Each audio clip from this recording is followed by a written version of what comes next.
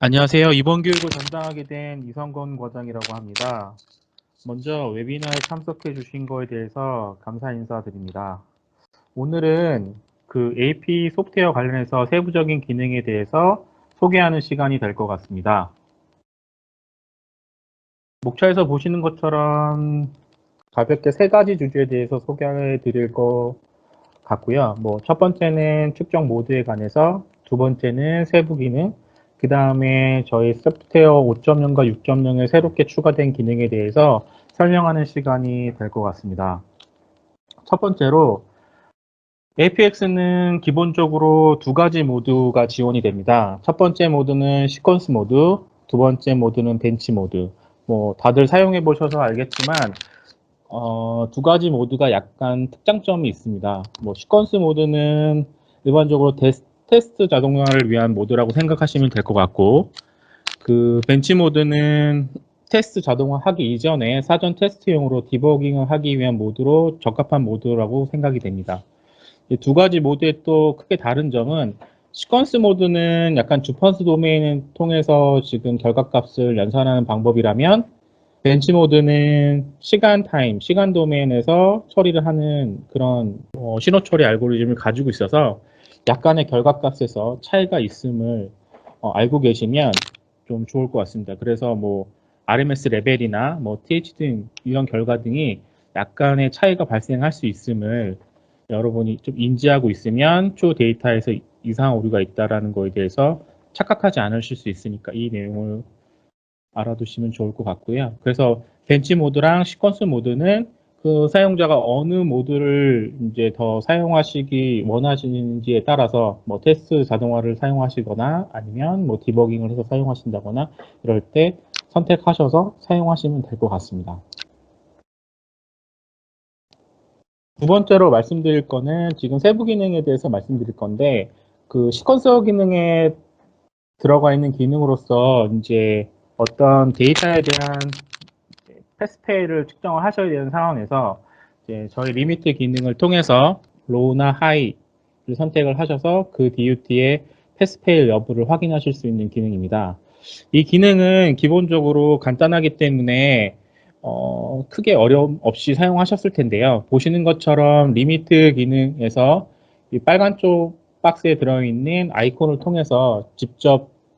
드로우를 하신다거나 아니면 드로우 했던 거를 에디트 창을 통해서 숫자를 입력하셔서 사용하신다거나 하셔서 왼쪽 그래프 보시는 것처럼 싱글 밸류에서 나오는 데이터에 어퍼로우를 선택해 주셔서 리미트를 설정해 주시고 아니면 SY축 그래프에서 나오는 것처럼 그래프상으로 어퍼로우를 설정해 주셔서 리미트를 설정하시면 그 해당 패스페이를 측정하실 수 있는 기본 설정을 완료하실 수가 있습니다. 이 항목에 대해서는 이미 기본적으로 다들 알고 계시기 때문에 특별할 게 없다고 생각하시는데 다음에 설명해 드리는 기능이 조금 중요한 기능이어서 이 기능을 잘 알고 계시는 분들도 있고 모르시는 분들이 많이 있어서 제가 이 기능에 대해서 좀 설명을 해 드리겠습니다. 일반적으로 앞에서 설명한 리미트 설정 외에 임포트 리미트 데이터 스텝이라는 기능을 통해서 골든 유닛을 측정해서 그 유닛에 대한 주파 특성을 얻어내고 그 주파 특성을 이용을 해서 이제 리미트를 설정하는 방법입니다. 그래서 먼저 선행이 돼야 될 거는 골든 유닛에 대한 주파 특성을 측정을 하시게 되시고 그 값을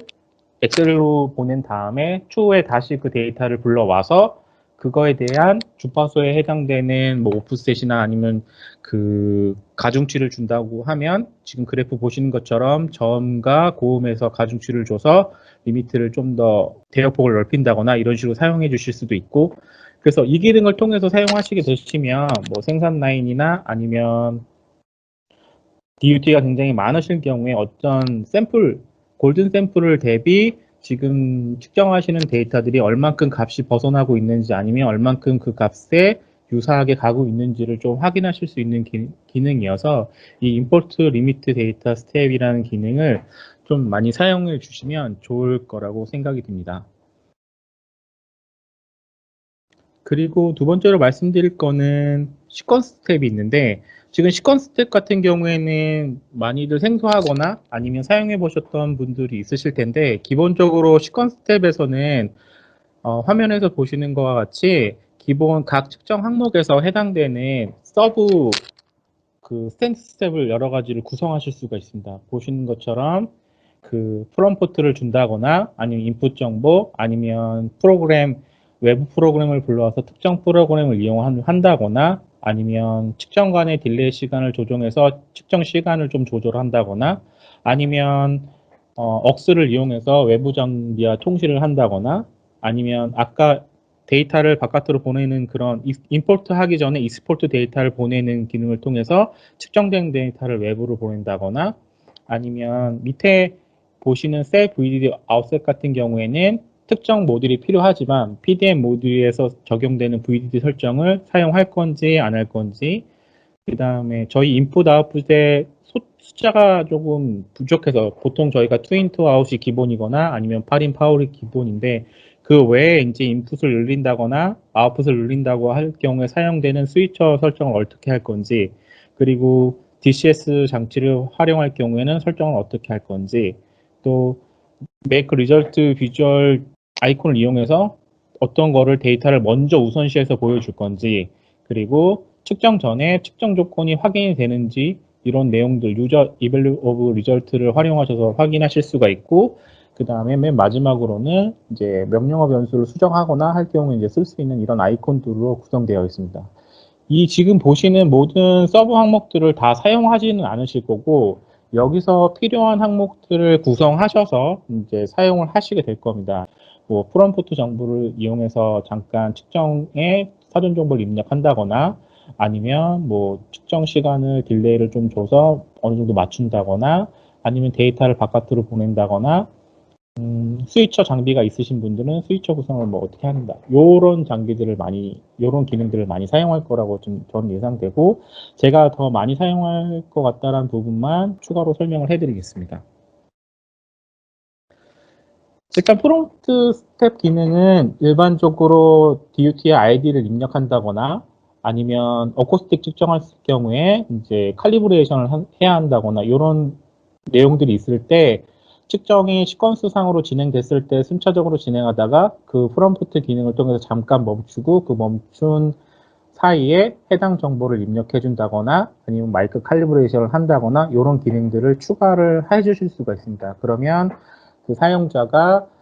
편하게 지금 이 타이밍에는 어떤 걸 해야 되는지 그거에 대한 사전 정보가 어떤 건지를 확인하시고 그대로 측정을 진행하시면 그렇게 하기에 되게 사용하기 좋은 기능이라고 생각이 됩니다. 두 번째로 저희가 그 외부 컨트롤 장비가 있는데 AP 장비가 AP 장비 단독으로 사용되는 경우가 많긴 하지만 그 외에 이제 다양한 장비랑 연동해서 사용해야 되는 경우가 있기 때문에 그럴 경우에 지금 보통 어떻게 하면 되는지에 대해서 좀 설명해 드리려고 하는데요. 기본적으로 저희가 외부 장비 컨트롤할 수 있는 그 옵션 두 가지가 있습니다. 하나는 익스터널 프로그램 스텝이라는 스텝, 시퀀스 스텝 안에 있는 기능을 통해서 하는 방법하고 그 다음에 억스 컨트롤을 통해서 지금 외부 장비하는 컨트롤을 할 수 있는 방법 두 가지가 있고요. 그래서 보시는 것처럼 구성은 지금 첫 번째 익스터널 프로그램 스텝으로 보여 있는 구성은 지금 USB로 컨트롤해서 이제 측정하는 방법에 대해서 보여드린 거고 그다음에 두 번째 억스 컨트롤 아우딩 기능으로 보여드리는 거는 이제 저희 뒷서브로 연결을 하셔서 물리적으로 연결하셔서 이제 외부 장비와 컨트롤해서 사용할 수 있는 이 두 가지 방법이 있음을 알려드립니다. 기본적으로 시퀀스 스텝 안에 있는 기능으로서 보시는 바처럼 이런 팝업 창이 뜨게 되는데 이 팝업 창에서 이제 해당되는 그 외부 장비 뭐 턴테이블이 될 수도 있고 아니면 액티브 로드박스가 될 수도 있고 이런 그 외부 장비에 대한 실제 실행 파일이 존재를 해야 되고 그 해당되는 이제 명령어에 대한 정보를 알고 계신다면 지금 보시는 것처럼 그 해당 명령어를 보내고 그 다음에 AP에서 다시 그 명령어에 대한 수신을 받아서 실제 소프트웨어가 진행할 수 있도록 구성해서 사용하실 수가 있습니다. 중요한 거는 일단 실행 파일이 있어야 된다는 게 되게 중요하고 그 외부 장비를 실행할 수 있는 실행 파일에 대한 EXS 파일이 필요하고 그 다음에 커맨드 라인 옵션, 뭐 이런 커맨드 정보가 꼭 필요하고 그 커맨드 정보를 다시 AP 상으로 조금 더 편하게 사용하기 위해서 다시 사용자가 재정의해서 사용할 수 있는 이런 방법으로 진행이 된다는 내용을 여러분이 알고 있으면 좀 좋을 것 같습니다. 두 번째로 말씀드렸던 aux 컨트롤 아웃인. 이건 기본적으로 이제 8비트 디지털 GPIO를 이용하는 거고, 그 다음에 저희 AP 장비 뒷단에 보시면 뒷서브 커넥터가 있는데 그 커넥터를 통해서 물리적으로 연결을 하고 그 물리적으로 연결된 곳에서 이제 8비트짜리로 해서 관련된 그 제어 명령을 전송하거나 수신을 해서 외부 장비를 이제 제어할 수 있습니다. 마찬가지로 뭐 턴테이블이 될 수도 있고, 뭐 파워 서플라이가 될 수도 있고, 아니면 뭐 패스페일 그런 경광등 같은 것도 이런 장비를 통해서 컨트롤을 할 수 있기 때문에 활용하시면 좋은 기능이라고 생각이 듭니다.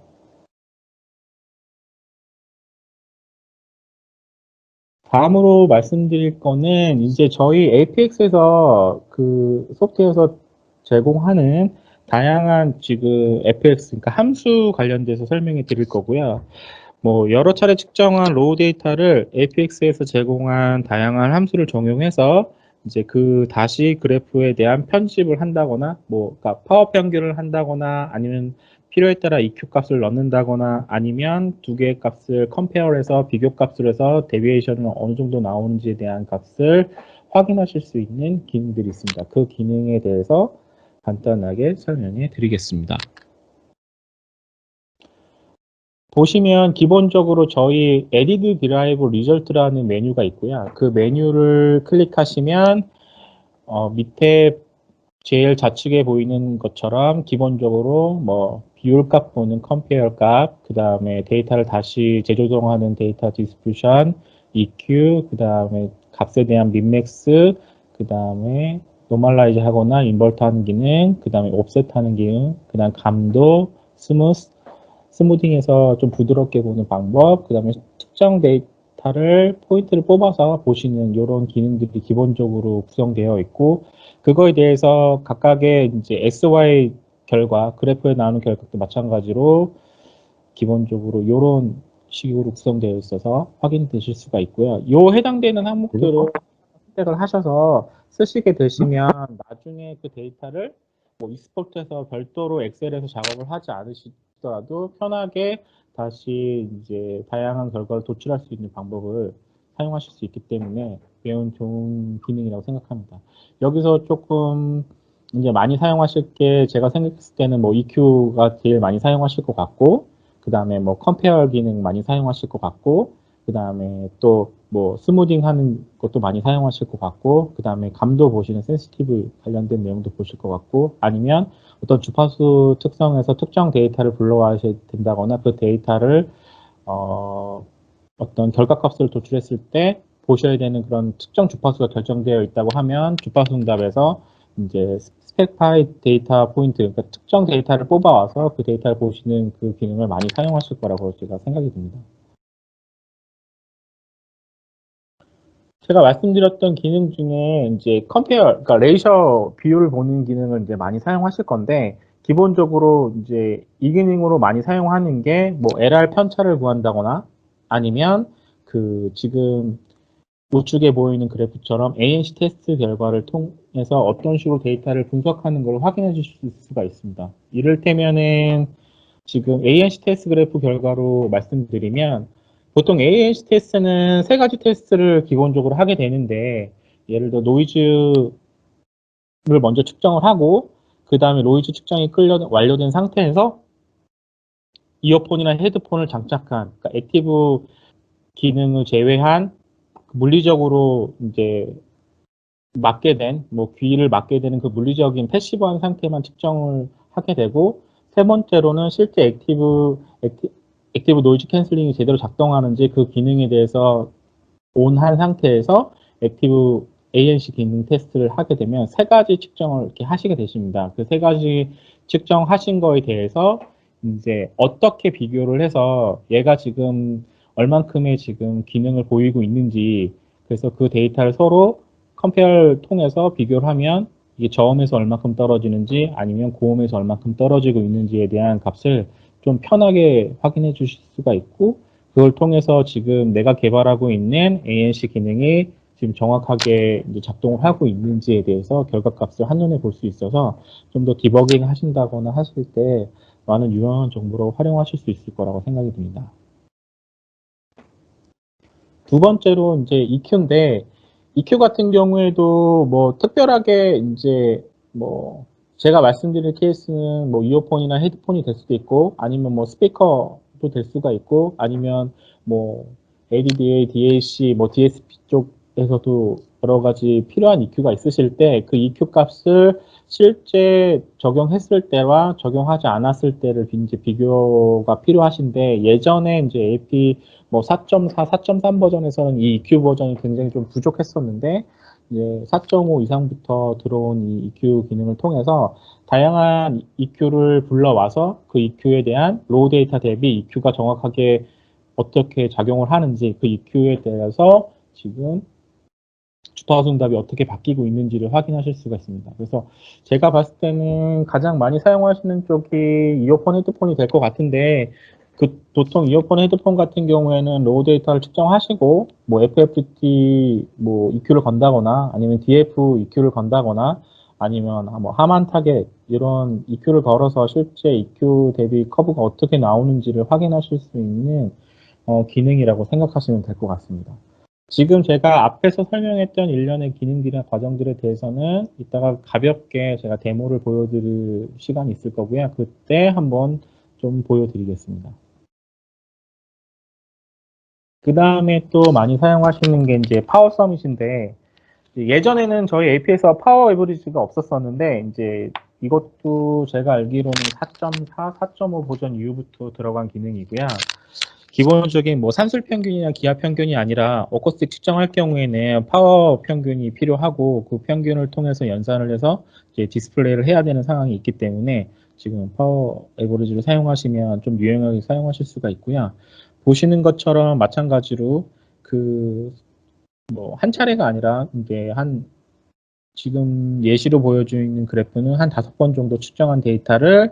파워 평균을 해서 그 파워 평균에 대해서 LR에 대한 지금 평균 값을 산출한 결과를 지금 보실 수가 있습니다. 그래서 특히 어쿠스틱 측정하시는 쪽에서는 파워 평균을 많이 사용하실 거라고 저는 예상이 됩니다. 그 다음에 또 중요한 기능으로 측정에 대해서 어떤 데이터를 나중에 뭐 어제 측정한 데이터를 다시 불러와서 오늘 데이터랑 어떻게 하면 비교를 할 수 있냐, 막 여러 가지 그런 내용들을 많이 문의하시곤 하셨는데, 그런 경우에 저희가 보통 일반적으로 AP 장비는 측정한 데이터를 아까 말씀드린 대로 익스포트해서 엑셀로 보내는 기능이 있고, 그 기능을 통해서 이제 계속 누적된 엑셀 데이터를 가지고 있다가 그 데이터를 나중에 한 번에 다시 이제 불러와서 데이터를 이제 보실 수 있는 방법이 있습니다. 그 방법에 대해서 설명을 하면, 먼저 익스포트 리저트 데이터 스텝을 이용하셔서 해당되는 결과값을 계속 엑셀 시트에 저장하도록 세팅을 해 주시고, 그 세팅해 주신 상태에서 나중에는 그 데이터를 다시 불러오는 방법을 활용하시면 될 것 같습니다. 보시는 것처럼 그 기능은 import data resource step 기능이라는 기능을 통해서도 하실 수가 있고, 아니면 밑에 보시는 빨간 박스에 있는 것처럼 데이터 점점점이란 아이콘이랑 이 리플래시 하시는 이 아이콘을 통해서도 불러올 수가 있습니다. 그래서 측정된 데이터를 이 데이터 점점점이라는 아이콘을 클릭하시면 어떤 데이터를 어떻게 불러올 건지에 대해서 경로를 지정해 주시고, 그거 다음에 리플래시를 눌러주시면 해당되는 데이터가 이전까지 축적된 데이터가 모두 한 번에 이렇게 불러드릴 수 있는 그런 기능들이 있습니다. 그러면 이게 뭐 한 달 전에 측정한 데이터가 됐든 아니면 뭐 두 달 전에 측정한 데이터가 있든, 이런 사전에 있던 데이터들과 현재 데이터들을 좀 한눈에 비교하실 수 있는 데이터를 확인해 주실 수가 있습니다. 다만 이제 좀 조심해 주셔야 될 부분이 있는데, 익스포트 데이터를 했을 경우에 이제 보면 지금 첫 번째 빨간 박스 같은 경우에는 이제 이게 DUT에 해당되는 아이디고, 그 밑에가 이제 채널 간의 정보인데 이걸 나중에 불러봤을 때 이 채널 정보에다가 아이디 정보로 바꿔주지 않으면 지금 여기 나와 있는 정보가 다 똑같은 채널 1, 채널 1, 채널 1 이런 식으로 뜨기 때문에 한 번은 근데 이제 임포트 하기 전에 그 아이디 정보가 정확하게 되어 있는지 아니면 그 아이디 정보가 채널 정보에서 이걸 조금 수정이 정확하게 되어 있는지를 한번 확인하시고 그러고 나서 임포트 데이터를 해주시면 그 아이디 정보가 정확하게 확인이 되도록 그래프가 불러온다는 점을 조금 조심해 주시면 될 것 같습니다. 그리고 이 기능은 많이 생소하실 수가 있는데 보통 이제 저희가 이제 프로덕션 생산 테스트 모드에서 사용을 하라고 저도 교육을 받았고 그 다음에 이런 식으로 사용하시면 좀 더 생산 모드에 좀 편하게 쓰실 거라고 되어 있는데 아마 많이 숨겨져 있어서 처음 보시는 분들이 많으실 텐데 보시면 첫 번째 이제 에디트 시퀀스라는 이제 기능이 있는데 이 에디트 시퀀스라는 건 뭐냐면 기본적으로 저희가 이제 시퀀스를 유저분들이 선택을 해서 사용하실 때 그냥 이제 패스 열어주시고 그 패스 열어둔 거에 대해서 이제 시그널 패스 셋업에서 열어주는 뭐 시그널 패스 1이다 예를 들자면 그런 패스를 열어주면 그거에 해당돼서 쭉 측정을 하고 또 다른 패스를 열어서 어떤 뭐 DUT 상태가 바뀌었다거나 아니면 어떤 측정 내용이 조금 측정 항목이 바뀌었다거나 이럴 경우에 또 다른 이제 패스를 열어서 이제 사용을 하시는데 이제 그런 식으로 패스를 여러 번 여러 개를 열면은 이게 프로젝트 파일이 많이 무거워지고 사용하실 때 조금 헷갈리실 수도 있거나 아니면 굳이 시그널 패스를 한 번 더 열지 않아도 그냥 그 측정 구성 항목만 조금 변경하면서 사용하시면 되는 상황일 경우에는 이 시퀀스를 활용하시면 좀 좋을 것 같습니다. 그래서 이 시퀀스를 사용한다는 거는 해당 시퀀스에서 이 체크박스를 해당된 체크박스만 내가 열어서 보겠다. 그거만 예를 들어 시퀀스 1을 나는 뭐 레벨 엔게이한 THD만 측정을 하겠다라고 하시면 그렇게만 체크를 하신 다음에 나중에 시퀀스 1만 실행을 하시면 그 부분만 실행이 되고 아니면 시퀀스 2는 또 나는 주파수 응답이나 SMB만 측정하는데 사용하겠다고 하면 그것만 체크박스 하시게 되시면 이제 그 부분만 뭐 측정을 하게 된다거나 이런 식으로 시퀀스별로 나눠서 측정을 하실 수 있는 기능이 있어서 조금 프로젝트 파일이 무거워진다거나 이런 부분에 대해서 조금 이제 장점이 무거워지지 않는다는 그런 장점이 있고 나중에 시퀀스만 통해서 하시게 되시면 좀 편하게 관리를 익숙해지면 좀 편하게 쓰실 수 있는 기능이라고 생각이 들고 그 다음에 이거는 뭐 생산량이나 아니면 이제 굉장히 이제 유저가 많이 바뀔 경우에 사용자가 계속 많이 바뀔 경우에는 프로젝트 파일을 본의 아니게 이제 뭐 건들다거나 아니면 좀 설정 내용을 좀 변경한다거나 이런 내용이 생길 수가 있는데 그럴 경우에는 측정에 서로 이제 재현성이 떨어지거나 아니면 신뢰도가 떨어질 수가 있기 때문에 특정 그 프로젝트 파일 락 기능을 통해서 그 프로젝트 파일을 다른 사람이 이제 변경을 하지 못하도록 막아주고 또 이 기능을 통해서 실질적으로 프로젝트 파일을 앱 형식으로 사용을 하셔서 그냥 순수하게 그냥 원 버튼으로 한번 클릭하시면 그 해당되는 시퀀스가 실행을 하시면서 측정하실 수 있는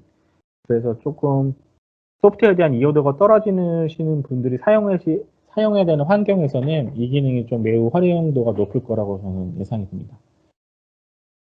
그래서 지금 제가 첫 번째 벤치 모드랑 그 다음에 시퀀스 모드 설명한 것과 소프트웨어 세부 기능에 대해서 설명한 것에 대해서 간단하게 데모를 만약에 보여드리게 되면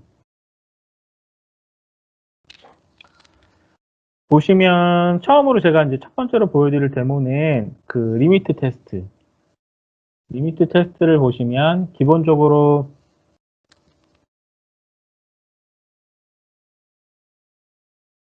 보시는 것처럼 이렇게 아이콘으로 이 기능을 통해서 드로우나 에디트, 특히 드로우로 찍어서 이제 그리시는 방법이 있고, 그 다음에 에디트를 통해서 여기서 숫자를 입력해서 이제 수정하는 방법이 있고요. 그 방법보다 제가 중요하다고 말씀드렸던 거는 측정된 데이터를 측정하고 불러오는 데이터는 보시면 이제 한번 측정한 데이터를 이제 익스포트해서 보내고 그 보낸 거를 다시 임포트해서 리미트 형식으로 해서 불러 들여오고 그거에 대해서 일정 이제 어떤 식으로 이제 가중치를 줄 건지에 대한 값을 주고 그거를 이제 활용하셔서 이제 그래프를 그리는 방법이 있습니다. 그래서 이걸 한번 간단하게 보시면 이거는 제가 프롬프트로 해서 아이디를 입력하게끔 제가 지금 시퀀스 상으로 지금 프롬프트 기능을 활용한 거고요.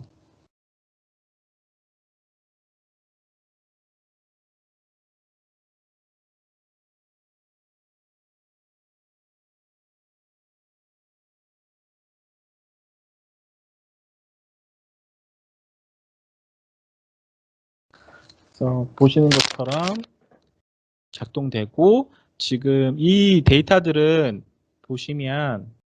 이 프로젝트 파일 안으로 제가 이제 익스포트해서 보낸 데이터 정보를 이용해서 불러오고 이제 다시 그걸 기준으로 그래프를 그린다는 거를 이제 확인시켜 드린 겁니다.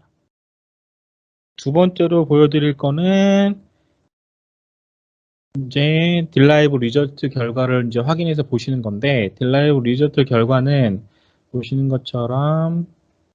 한번 플레이스 한번 해보시면 마찬가지로 아이디 넣도록 제가 해놨고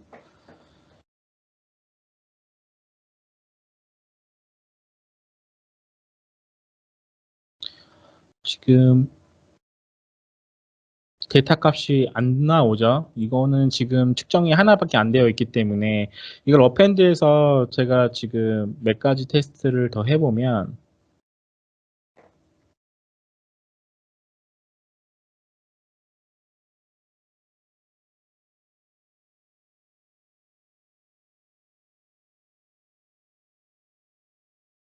보시는 것처럼 여러 번 측정을 계속 하시게 되면 그 해당된 로우 데이터를 통해서 지금 이거 같은 경우는 이제 파워썸 이렇게 안 보이신다고 당황하실 필요 없고 지금 오토 스케일에서 올 하시면 해당된 내용들을 다시 가장 적절한 그 비율 값으로 확인해 주시고요. 그래서 마찬가지로 파워썸, 파워 에버리지 통해서 결과값 나온 거는 내가 지금 모든 채널에 대해서 모든 값을 지금 모든 데이터를 썸에서 파워 에버리지를 하겠다. 이 내용인 거고요.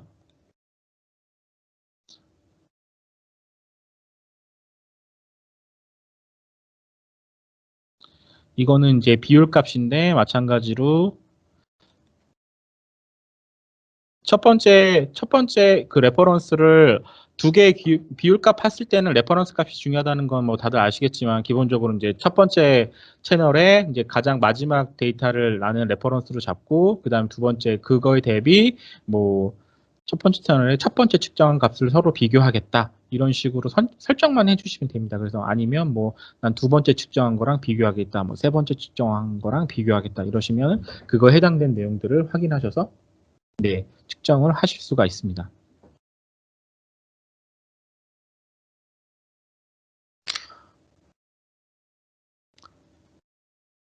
그리고 이건 이제 스무딩. 기본적으로 스무딩 이제 보통 측정하셨을 때 이제 3분의 1 옥타브 스무딩을 한다거나 아니면 뭐 2분의 뭐 6분의 1으로 스무딩 한다거나 만약에 1분의 1 옥타브로 스무딩 한다거나 했을 때 좀 데이터를 좀 부드럽게 표현하시는 이런 기능들을 추가하실 수가 있습니다. 그리고 또 설명해 드릴 게 임포트 데이터. 임포트 데이터는 아까 말씀드린 대로 측정한 데이터를 한 번에 불러오는 이제 기능이라고 말씀드렸는데 그 기능은 아까 그 엑셀 시트 상에서 보여준 이런 이제 데이터들을 다시 한 번에 불러올 수 있는. 그래서 불러와서 지금 제가 이건 사전에 만들어 놓은 자료인데 이제 개인값 같은 경우에 있으면 추가로 지금 거의 똑같은 값들이기 때문에 조금 값이 크게 보이진 않는데 이렇게 데이터를 클릭하셔서 프로젝트 파일 안에 있는 계획값에 있는 정보를 내가 가져오겠다라고 하셔서 이렇게 불러오신 다음에 뭐 리프레시 버튼을 눌러주신다고 하면 지금 해당되는 값들을 한 번에 이렇게 보실 수가 있습니다. 다만 제가 말씀드린 대로 조심하셔야 될 거는 이 아이콘 관리를 조금 아이디 관리를 좀 하셔야 된다는, 그래서 한 번은 조금 편집이 필요하실 수도 있다라는 내용을 말씀드립니다. 그리고 또 추가로 말씀드릴 거는 시퀀스 케이스. 시퀀스 케이스는 보시는 것처럼 아까 제가 만든 이 프로젝트 파일은 지금 5가지 지금 시퀀스를 제가 만들어서 이제 체크를 해 놓은 거고요. 아까 처음에 말씀드린 것처럼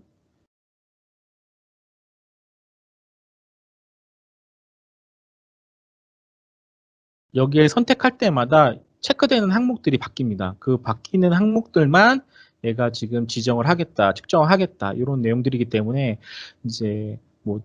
모델별로 하신다거나 아니면 측정 항목별로 좀 정리를 하신다거나 하실 때 조금 더 편하게 사용하실 수가 있으실 겁니다. 그래서 그런 식으로 시퀀스를 이 항목, 이 기능을 통해서 여기서 추가를 하시고, 그다음에 뭐 아니면 델리트 하신다거나 아니면 순서를 바꾸시거나 이런 내용들을 추가해 주실 수가 있습니다. 그리고 아까 마지막으로 제가 말씀드렸던 그 프로덕션 테스트라고 해서 이제 조금 프로그램의 숙련도가 떨어지신 분들이거나 아니면 생산 라인에서 원버튼으로 어떻게 실행을 해야 되는 상황일 경우에 이제 사용하시는 기능으로 이쪽에 보시면 락 프로젝트 기능이 있고 거기에 특정 패스워드만 입력해 주시면 지금처럼 입력해 주시면 저장이 되시면서 이렇게 앱 형태로 이제 작동을 하실 수가 있습니다. 그러면 내가 원하는 그 시퀀스만 클릭을 해주시면 그거 해당된 내용만 측정을 진행하시게 됩니다. 저는 이제 예를 들어 프로젝트 테스트라고 하면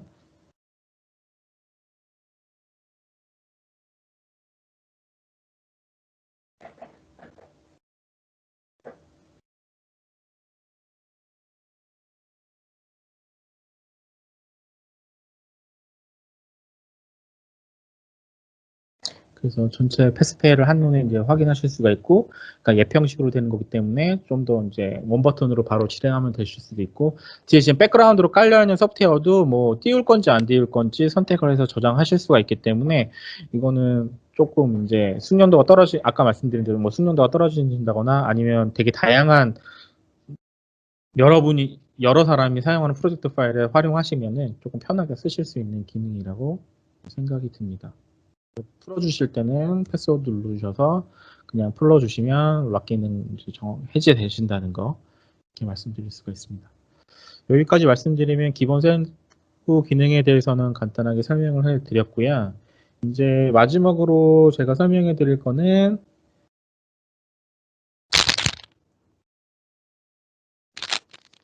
새로 지금 APX 5.0이나 6.0에서 이제 새롭게 들어온 기능에 대해서 간단하게 설명해 드리겠습니다. 그 APX가 원래는 소프트웨어를 무료로 계속 제공해 드렸었는데 저희가 어떤 이슈가 있은 이후부터는 지금 소프트웨어를 구매해야 되는 상황이고요. 그게 이제 소프트웨어 5.0 이제 지금 현재 나와 있는 6.0 지금 2가지 버전에 대해서는 이제 소프트웨어를 구매를 하셔야지만 사용할 수 있는 기능에 대해서 설명해 드리고요. 그래서 이제 지금 설명해드리는 뭐 투체널 FFT 기능이나 아니면 아날로그랑 디지털 입력 동시에 받는 그런 기능이거나 이런 경우에는 지금 별도로 소프트웨어를 구매하셔서 진행을 하셔야 된다는 점을 조금 미리 말씀드리겠습니다. 자, 소프트웨어 5.0에 이제 추가된 기능으로서 이제 저희가 트랜스 펑션이라는 기능이 있는데 이 기능은 보통 대부분 투채널 FFT라고 많이 알고 계신 기능이고 이제 그냥 사인 톤이나 노이즈 톤을 활용하는 게 아니라 이제 복합 톤, 뭐 음악이나 음성, 잡음 이런 아니면 MLS 톤을 사용하셔서 이제 측정하는 이제 측정 항목이고요. 기본적으로 투 채널 기반이고 그래서 이제 측정에 대한 결과값은 크기 값이나 위상 값을 확인하실 수가 있고 그다음에 별도로 코이런스라는 이제 1점부터 0점까지 그래서 뭐 이게 퀄리티가 이제 측정 품질에 대해서 말씀해 주는 건데 1점에 가까우면 충족 품질이 굉장히 우수하고 코이런스가 거의 이제 상관관계가 거의 동일하고 만약에 그게 0에 가깝게 값이 떨어지면 두 데이터 값이 굉장히 지금 상관관계가 떨어진다라 이렇게 내용을 아시면 될 것 같습니다. 그래서 요 기능을 이용하시게 되시면 뭐 블루투스류나 아니면 핸드폰이나 뭐 스마트폰 이런 여러 가지 지금 압축 코덱을 사용하신다거나 이런 장비들에 사용하실 때 조금 편하게 사용하실 수 있겠습니다. 일부 지금 뭐 핸드폰이나 아니면 그런 장비들 같은 경우에는 사인톤이나 아니면 뭐 노이즈톤이 들어갔을 때 바로 뭐 잡음 제거나 에코 제거 이런 알고리즘 때문에 아예 측정이 되지 않는 현상이 생기는데 이런 거를 이제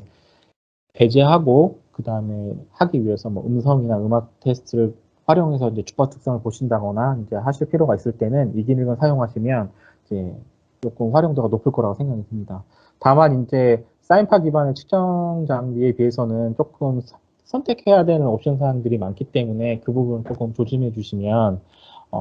좋을 것 같습니다. 아까 말씀드린 대로 이제 투 채널 기반이고 이제 1번 채널 같은 경우엔 레퍼런스 채널이 들어와서 루프로 들어가는 시그널을 받는 거고 두 번째 채널은 이제 측정한 데이터를 받게 되는데 AP 장비 같은 경우엔 자체적으로 루프백 테스트가 가능하기 때문에 별도로 하드웨어적으로 투 채널을 다 사용하는 게 아니라 이제 한 채널만 사용하시면 이제 트랜스 펑션 기능을 활용하실 수 있다, 쓰실 수 있다라는 거를 이제 말씀드립니다. 기본적으로 이제 신호 처리에 대해서 간단하게 말씀드리면 이제 전달 함수는 마찬가지 보시는 것처럼 입출력을 가진 선형 시스템에 대한 전달 함수를 보는 건데 원래 이제 이상적인 조건에서는 잡음이 없고 입력 신호에서만 출력 신호가 정해진다는 이제 조건 하에서만 지금 이게 연산이 되는 거고 하지만 실제로는 입출력 신호에 모두 잡음이 더해지기 때문에 이제 어쩔 수 없이 복소수 평균을 통해서 잡음이 비선형성을 제거해서 이제 데이터를 이제 추정을 하는 거고 이제 그 추정하는 과정에서 이제 대부분 그런 노이즈 톤이나 이런 것들이 대부분 이게 복소 평면상으로 벡터로 표현되기 때문에 이제 순수하게 벡터에 대한 값으로 확인하실 수가 있다. 그래서 기본적으로는 노이즈가 없다라는 조건에서 이 시스템이 전달 함수를 보실 수 있는 내용이고요. 하지만 실질적으로 말씀드린 대로 노이즈가 없을 수는 없기 때문에 그거에 따라서 이제 저희가 뭐 저희뿐만 아니라 투체나 FFT를 적용하고 있는 모델들을 보면 이제 모두 두 가지 모드를 제공하게 되는데 뭐 H1 모드, H2 모드 이런 식의 이제 모드를 적용하게 됩니다. 그래서 간단하게 H1에 대해서 말씀드리게 되면 이제 기본적으로 이제 잡음이 섞인 HF 평균값 구하기 위해서는 각 출력에 대해서 이제 켤레 복소수 값을 이제 곱하게 되는데 이제 H1 같은 경우에는 입력 신호에다가 그래서 그거를 분자분모에 곱해서 그다음에 이제 값을 연산하게 되는 거고 이제 이게 계산된 값이 아니라 이제 추정 값으로 계산한다는 말씀을 드리는 겁니다. 그래서 이제 이 같은 경우에는 입력 신호와 관계없는 모든 출력 스펙트럼은 평균 처리돼서 없앨 수 있고 이를 통해서 지금 일반적인 오디오 장비에서는 H1 모드를 많이 사용을 하신다. 그래서 아마 나중에 저희 기능 안에서도 선택하실 때는 H2보다는 H1 모드를 많이 사용하실 거라고 이제 예상이 듭니다. 마찬가지로 H2는 이제 출력 신호에다가 컬레복스 성분을 좀 곱하는 거고 그걸 통해서 이제 입력 시그널에 들어오는 그런 노이즈 성분이나 이런 부분은 이제 없앨 수 있다. 그래서 이제 마지막으로 말씀드린 것처럼 추정값은 테스트 장비 입력에서 나타나는 입력에서 발생할 수 있는 잡음의 영향을 받지 않는 이제 약간 그런 식으로 모드를 계산하는 방법이 이렇게 두 가지가 있습니다. 그래서 FFT의 가장 큰 특징은 H1 모드와 H2 모드가 있다고 말씀드렸고 여기서 가장 중요한 건 이제 코이런스 값을 보는 건데 이제 코이런스 값은 0에서 1 값을 표현하는 거고 이제 1의 값은 매우 좋은 이제 측정 품질을 나타내는 수치를 나타내는 거고 0으로 갈수록 이제 굉장히 나쁜 품질을 나타내고 있다 이렇게 알고 계시면 되고 문제는 이제 코이런스가 측정 시료 선현성이나 아니면 출력이나 입력에 대한 유전도 또는 그 사이에 이제 DUT 외에 별도의 이제 노이즈가 유입되는 정도, 그 다음에 또 측정기 자체가 가지고 있는 왜곡 정도에 따라서 약간 값에 이제 변화가 있을 수 있음을 확인하시고, 그래서 좋은 계측기를 활용해 주셔야 되고, 그 다음에 주변에 노이즈가 없을 수 있도록 이제 측정 환경들을 구성해 주시는 게 되게 중요하다고 이제 저는 생각이 됩니다. 그래서 H1이랑 같은 DUT라고 하더라도 H1 모듈을 사용했을 때랑 H2 모듈을 사용했을 때 값이 약간 다름을 보여주는 이제 자료를 지금 보여드리고 있는데 보시면 뭐 20Hz 이상부터 20K까지 거의 동일한 값을 보여주긴 하는데 지금 뭐 5에서 10Hz 쪽에서 보시면 약간의 이제 편차가 생기는 걸 확인하실 수가 있습니다. 이거는 뭐 압축 코덱을 사용했다거나 아니면 뭐 저음에서 재생하는데 어떤 문제가 생겼다거나 뭐 이런 부분 때문에 발생하실 수도 있는 내용들이기 때문에 나중에 측정을 하실 때 꼭 H1으로만 측정을 하신다거나 꼭 H2로 측정을 하신다거나 이런 게 아니라 두 가지 측정 모드를 한번 더 확인해 보시고 결과가 지금 어떻게 나오고 있는지 그랬을 때 입출력에서 어떤 뭐 노이즈 성분이 영향을 주고 있는지를 조금 그냥 추정하실 수 있기 때문에 두 가지 모드를 다 한번 측정해 보시는 것도 좋은 방법이라고 생각이 듭니다. 마찬가지로 이건 이제 라우드 스피커 측정한 결과인데 지금 핑크 노이즈 이용해서 측정한 내용이고 그래서 기본적인 주파 특성을 보실 수가 있고 그다음에 그 코헤런스를 보실 수가 있는데 지금 보시는 것처럼 뭐 스피커 유닛의 재생이나 주변소의 그다음에 짧은 신호음 때문에 뭐 저음이나 고음에서 이런 롤오프 현상이 생길 수 있다 이런 내용들을 확인해 주실 수가 있습니다.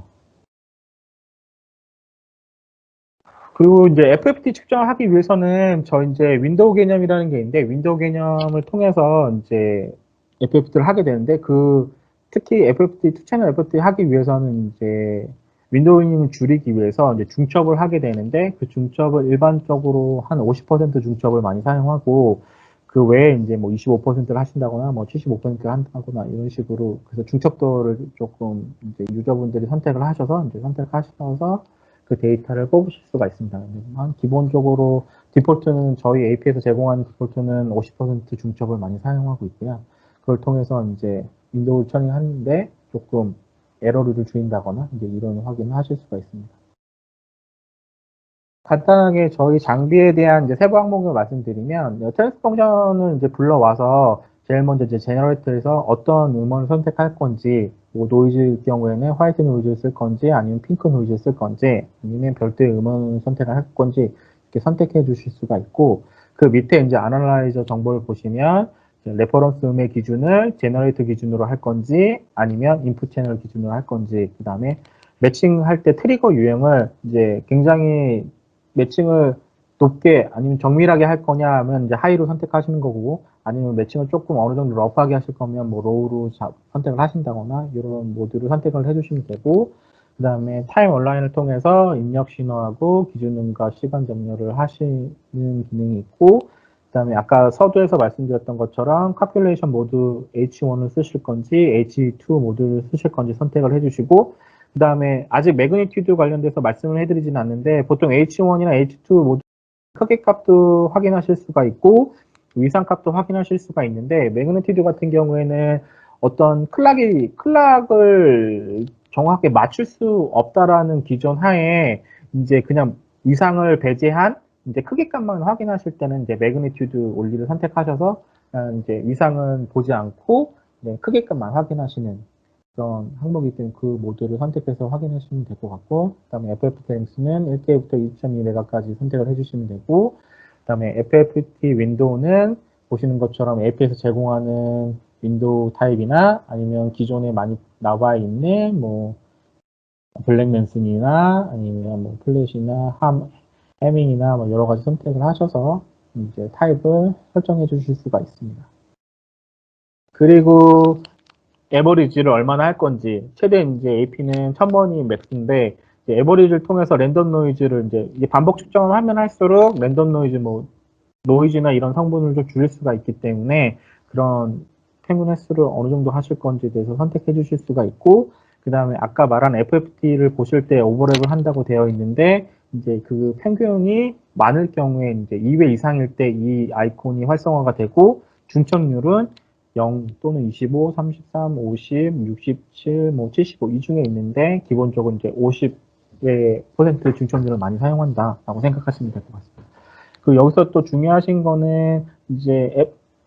프리퀀시 레졸루션이랑 그 신호 그 에큐에이션 랭스 관련돼서 두 개의 길이를 레졸루션 대비 그 다음에 에큐레이션 랭스가 얼마큼 확인되는지에 대한 그런 길이가 조금 정확해야 돼서 그래서 분석 신호음 길이랑 입력 신호음 길이가 이제 유사하게 가야 되는 만약에 이 에큐엑스는 되게 짧은데 뭐 들어오는 레퍼런스 시그널은 굉장히 길다 이러면 측정이 전혀 안 되거든요. 그래서 측정 레퍼런스 음원 대비 이 에큐레이션 렌스가 어느 정도 거의 비슷한 길이를, 유사한 길이를 가지고 있는지를 확인하셔야 될 것 같습니다. 최대 이제 맥스가 5분이고, 이 5분 이상은 측정이 어렵다는 걸 말씀드립니다. 그 다음에 마지막으로 이제 로우 데이터를 이제 웨이브 파일로 저장할 수 있다라는 거, 그 다음에 임펄스 파일도 마찬가지로 이제 저장할 수 있다라는 거. 그래서 예전에는 그냥 웨이브 파일만 저장이 됐었는데 이제 투채널 FFT 기능을 통해서는 임펄스 파일도 저장이 가능하다, 로우 데이터로. 그래서 나중에 뭐 저희 장비가 아니더라도 소프트웨어, 다른 소프트웨어를 활용해서 뭐 오디션이나 아니면 쿨 에디터나 뭐 이런 걸 활용하셔서 따로 DSP 쪽으로 확인을 하셔야, 소프트웨어적으로 알고리즘을 확인하셔야 되실 때는 로우 데이터로 활용하시면 되게 좋으실 것 같습니다. 측정 음원 중에 또 LMS 신호음이라는 게 있는데, 이 LMS 신호음은 동기화에 조금 이제 매칭 알고리즘을 좀 향상시킬 수 있는 이제 특정 음원이라고 생각하시면 되고, 나중에 어떤 뭐 사용하시고 계신 레퍼런스 음원이 뭔가 동기화가 조금 잘 안 된다거나 아니면 매칭이 잘 안 된다고 했을 때는 그 앞부분에 보시는 것처럼 일정 MLS 신호를 붙여준 다음에 다시 믹스다운 하셔가지고 이걸 사용하시면 좀 더 동기화가 잘 맞기 때문에 쉽게 측정하실 수가 있어서 이 MLS 신호를 이제 활용하도록 저는 권장해 드립니다. 보통 이 자료들 같은 경우에는 저희 APS에서 제공을 하고 있기 때문에 이 자료는 뭐 AP.com이나 아니면 BMP 홈페이지에 가시면 이제 다운로드 받으실 수 있고, 그 다운로드 받은 자료 웨이브 파일을 활용하셔서 이제 편집을 하셔가지고 사용하시면 될 것 같습니다. 그다음에 위상, 이제 전달하면서 가끔 이제 위상 에러 때문에 이제 위상 에러를 좀 조심하셔야 되는데, 이제 보통 아날로그 루프백에서는 크게 완벽하지만 가끔 위상 에러가 존재하고, 그거에 따라서 이제 주파수에 따라 선형적으로 증가하거나 감소, 또는 신호 경로에 스위칭할 경우에 이제 위상 에러가 이제 간간히 생기는데, 이게 이제 샘플링당 뭐 반 샘플링 순간에 이제 나올 수가 있고, 최대 예를 들어 48kHz일 경우에는 최대 75 정도 디그리가 나가는, 그다음에 뭐 샘플이 올라갈수록 이제 샘플 수가 많기 때문에 디그리 나가는 게 좀 줄어들긴 하지만, 이런 식으로 위상 차이가 있음을 확인하시고, 그다음에 이거를 확인하기 위해서는 이제 입출력 신호들의 정확한 클럭을 사용해야 된다는데, 이제 AP는 정확한 클럭을 사용하고 있기 때문에 단 그 오픈 루프 상태가 아니라 클로즈 상태, 그다음에 블루투스 이런 게 아닐 경우에, 압축 코덱을 활용하는 게 아닐 경우에는 정확한을 사용하기 때문에 AP에서는 크게 뭐 보정을 하신다거나 할 필요는 없지만, 어쨌든 그래서 정확한 클럭을 사용해서 분석하신다는 내용을 좀 알고 계시면 좋을 것 같습니다. 그래서 이제 만약에 클럭이 정확하게 맞지 않는다거나, 이제 뭐 블루투스 오디오 같은 경우에는 이제 뭐 H1이나 H2 모듈을 사용하는 게 아니라 뭐 매그네티드 온리를 사용하셔서 위상값은 보지 않고 그냥 코이런스나 페이지 값은 측정이 되지 않는 대신 그냥 주파수 크기로만 봐서 주파수 특성만 어느 정도 이제 확인을 하신다거나 이런 식으로 접근하셔가지고 확인하시면 되고, 만약에 노이즈 성분이 굉장히 많다고 하면 반복 측정을 통해서 끝부분이 이제 좀 더 정확하게 데이터를 보실 수가 있고, 또 유성분을 줄인다거나 이런 부분을 활용하실 수가 있습니다. 그래서 블루투스 오디오나 압축 코덱에 관련된 그런 DUT를 측정하실 경우에는 매그니튜드 원리를 사용하셔서 측정을 해야 된다는 내용을 꼭 알아두시고, H1, H 모드는 조금 측정이 어렵다는 것을 꼭 알아두시기 바랍니다. 마지막으로 설명드릴 거는 지금 아날로그 디지털 입력, 이번에 이제 6.0이 새로 출시되면서 저희가 이제 예전에는 아날로그면 아날로그, 디지털이면 디지털 이렇게 입력을 딱 고정해서 받았었는데, 이제 최근에 들어온 소프트웨어는 지금 아날로그랑 디지털 동시에 이제 시그널을 받을 수 있는 이제 기능을 추가를 했고요. 이 기능을 통해서 지금 디지털 신호랑 아날로그 신호에 대한 상관관계를 봐야 될 경우, 그 다음에 뭐좀 뭐 데이터 시간을 좀 빨리 하신다거나 이럴 때, 그래서 보통 이제 램스 마이크 측정을 하실 때 많이 사용하실 거라고 예상이 들고요. 뭐 지금 기본적으로 스마트 스피커도 그렇고 뭐 태블릿도 그렇고 핸드폰도 그렇고 대부분 디지털 램스 마이크로폰이 대부분 들어가 있기 때문에, 그거 대비 실제 측정하실 때 이제 레퍼런스 마이크로폰 대부분 아날로그 마이크로폰이어서 두 개 이제 상관관계를 보신다거나 뭐 감도를 확인하신다거나 이러실 때 많이 필요한 이제 기능이라고 생각이 듭니다. 예전에 이제 램스 마이크 측정하시는 업체를 오더라도 관련해서 디지털이랑 웹스랑 레퍼런스를 잡아도 나중에 따로 패스를 따로 열어가지고 뭐 값을 확인하신다거나 아니면 패턴을 확인하셔야 된다거나 막 이런 내용들이 있었었는데 이거는 이제 한 번에 보실 수가 있어서 아날로그랑 디지털 동시에 볼 수 있어서 따로 패스를 열지 않더라도 하나의 패스에서 동시에 볼 수 있다는 장점이 있습니다. 보시면은 기본적으로 뭐 요새는 마이크에 대한 이슈가 굉장히 많기 때문에 특히 뭐 아날로그 맨스가 아니라 디지털 맨스에 대한 이슈가 많기 때문에 그 맨스에 대해서 측정하실 때 많이 활용될 거라고 생각이 들고요. 보시는 것처럼 저희가 이렇게 인풋에 아이콘이 하나 더 들었습니다. 그래서 인풋 2라고 해서 이제 두 번째 인풋을 받을 수 있는 아이콘이 있고요. 그걸 통해서 아날로그 디지털 입력을 확인해 주실 수가 있습니다. 마찬가지로 뭐 스코프나 FF 때 마찬가지 그런 식으로 이제 확인해 주실 수가 있고 아날로그 대비 디지털 감도를 이제 확인하실 때는 두 개에 대한 이제 센시티비티 기능을 통해 가지고 이제 1V 기준 이게 지금 FFS 나오는지 이런 식으로 아날로그 대비 디지털 감도를 이제 확인해 주실 수가 있습니다. 이게 단일 값으로도 확인이 가능하시고 아니면 이렇게 주파 특성으로도 보실 수 있다고 확인하실 수가 있습니다. 이거에 대해서 간단하게 설명해 드리면 데모를 보여드리면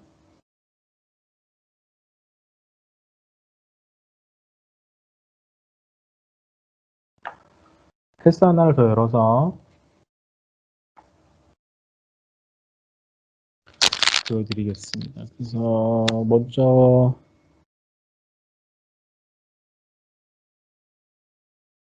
먼저 보여드릴 거는 투 채널 FFT. 일단 루프백 테스트를 일단 보여드릴 거고요. 제가 여기 애드 메이저먼트 가시면 클릭하시면 팝업이 형성이 되시고 그 팝업의 밑에 보시면 여기 트랜스 펑션이라는 투 채널 FFT 기능이 있습니다. 이거를 추가해 주시면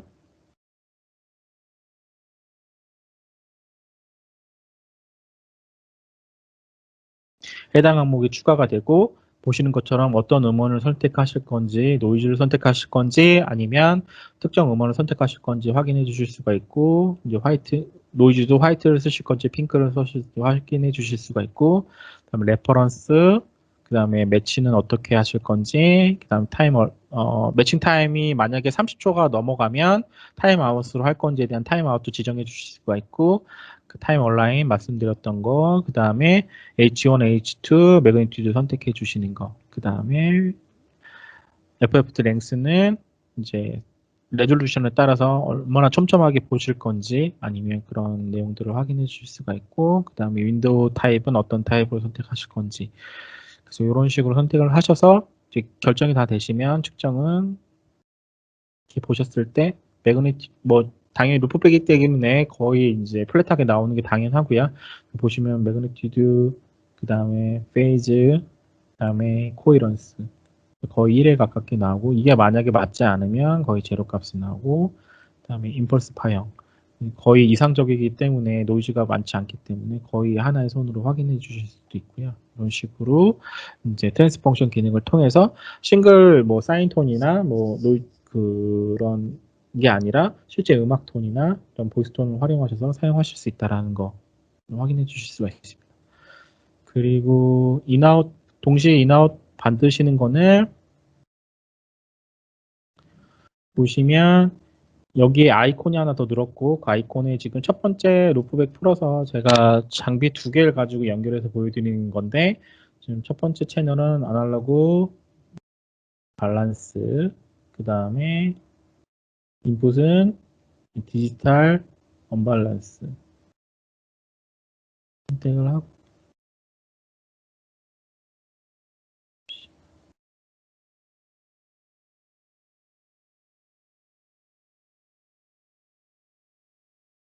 보시면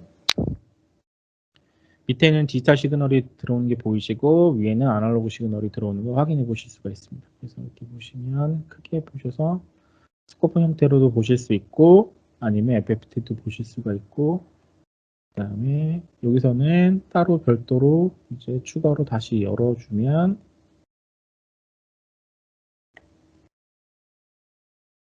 이게 좀 헷갈리시고 저도 처음에 숨겨져 있어서 못 봤는데 처음에 바로 열어서 보이지는 않고 여기서 새로운 창을 추가로 열어주시고 여기서 프라이머리 리절트에서 RMS 레벨, 그 다음에 애드 할 때 밑에 보시면 이제 아날로그 밸런스로 들어오는 걸 보겠냐, 뭐 디지털 밸런스로 들어오는 걸 보겠냐, 이런 식으로 선택해 주시면 여기 보시면 추가된 내용들을 이런 식으로 확인해 주실 수가 있습니다. 여기에 대해서 만약에 두 개에 대한 센시티브를 만약에 보고 싶다라고 하시면 똑같이 마찬가지로 함수에서 선택하시면 오케이. 여기서 디지털 언밸런스 선택해 주시면은 해당되는 지금 1V 대비 뭐 이만큼 나오고 있다. 이런 식으로 확인해 주시면 될 것 같습니다. 여기까지가 제가 준비한 교육의 마무리고요. 여기까지 보여드리면 될 것 같습니다. 지금까지 바쁜 일정에도 웨비나에 참석해 주신 거에 대해서 많이 감사드리고, 만약에 기타 문의사항이나 아니면 해당 프로젝트 파일은 지금 제가 보여드렸던 이 자료는 저희 BMP 홈페이지에서 다운로드 받으실 수가 있고요. 그 다음에 만약에 지금 보여준 기능들이나 아니면 기능들에 대한 프로젝트 파일을 조금 제공받고 싶다라고 말씀하시면 저희 세일즈 메일로 보내주시거나 아니면 제 메일로 보내주시면 제가 해당되는 기능에 대해서 프로젝트 파일을 제공해 드리도록 하겠습니다. 그래서 오늘 참석해 주신 것 다시 한번 말씀드리겠습니다. 네, 수고하셨습니다.